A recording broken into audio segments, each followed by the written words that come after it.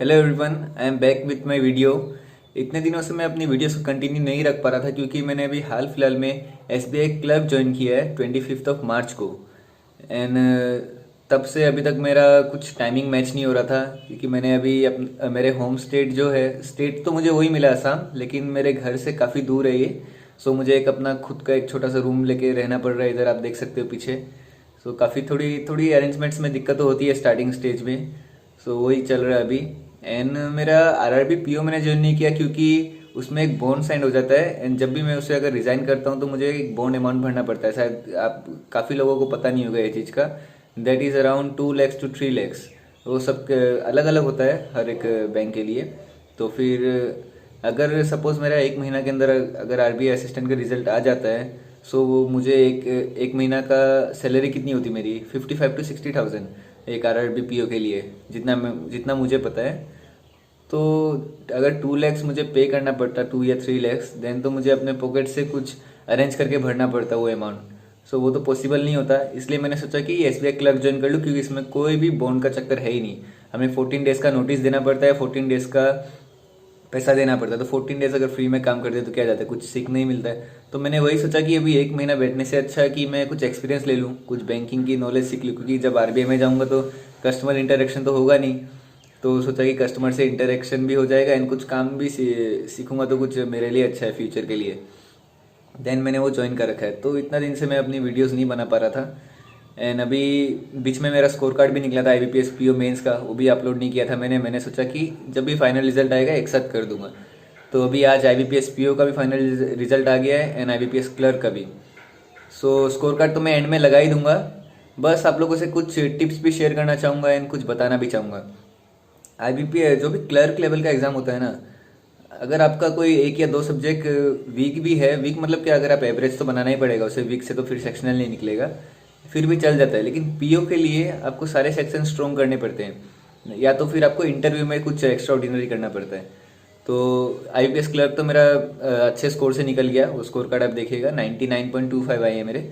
And IPS PO mains में मुझे मिले थे 96, जो कि कट ऑफ से शायद 13 ऊपर थे। एंड इंटरव्यू मेरा काफ़ी अच्छा गया था। मैंने 70 to 75 तो इजीली एक्सपेक्ट करा था कि कम से कम उतने तो मिलेंगे ही, लेकिन मुझे मिले 65। एंड कट ऑफ है उसकी, ओवरऑल कट ऑफ हुई है 47.83। एंड मेरे टोटल एग्रीगेट मार्क्स है 47.73। तो 0.16 के लिए 0.16 का डिफरेंस है एंड अभी रिजर्व लिस्ट में है। सो थोड़ा टाइम बाद हो जाएगा। लेकिन फिर भी मुझे क्या पता चला है कि मुझे इंग्लिश में मिले थे 15.75 एंड मेरा एक दोस्त है उसे मिले हैं 33.75। फिर भी उसका मीन्स बाकी सब्जेक्ट्स में उसके मार्क्स कम थे, लेकिन इंग्लिश में ज़्यादा होने की वजह से उसे एक एक्स्ट्रा एज मिल गई।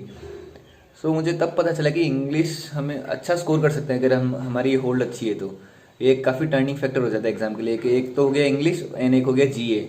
जीए तो आपको डेली नोट करना चाहिए एंड इंग्लिश काफ़ी टर्निंग फैक्टर, आप डेली रीड करिए।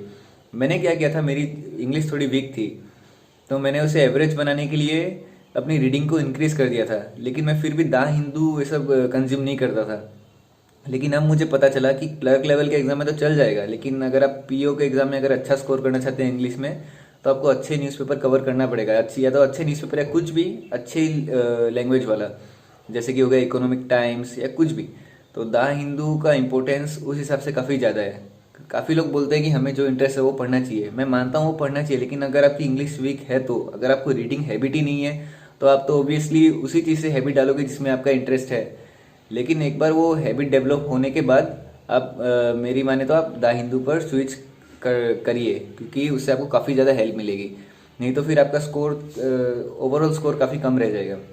एंड मेरा कोई स्कोर कम नहीं था, 96 कोई कम नहीं है, लेकिन इंटरव्यू में मैं ज़्यादा एक्सपेक्ट कर रहा था। तो जो भी हो, एंड इंग्लिश इंग्लिश के लिए तो यही मेरी स्ट्रेटेजी रहेगी कि आप ग्रामर पे इतना फोकस ना करके, क्योंकि मेरा जो दोस्त था उसने अपने ग्रामर पे फोकस इतना किया ही नहीं था। उसे अभी अगर मैं कुछ ग्रामर के क्वेश्चंस पूछ दूँ तो वो उसे नहीं कर पाएगा। लेकिन उसकी रीडिंग काफ़ी स्ट्रॉन्ग थी, वो डेली, मैंने उससे पूछा तो वो 4-5 एडिटोरियल पढ़ता था। क्योंकि जब मैंने देखा कि मोर देन डबल है मेरे से मार्क्स, तो मेरे मन में क्यूरियोसिटी आ गई कि ये मतलब प्रिपरेशन कैसे करता है। और मेरी आदत है, मुझे सीखने की हमेशा एक चाह रहती है कि अगर सपोज मैं कोई भी एग्जाम में अगर टॉप भी कर लूँ, देन भी मेरे अंदर ये रहता है कि जो सब्जेक्ट्स में वीक हूँ या जो भी एरिया वीक है उसे कैसे स्ट्रॉन्ग किया जाए।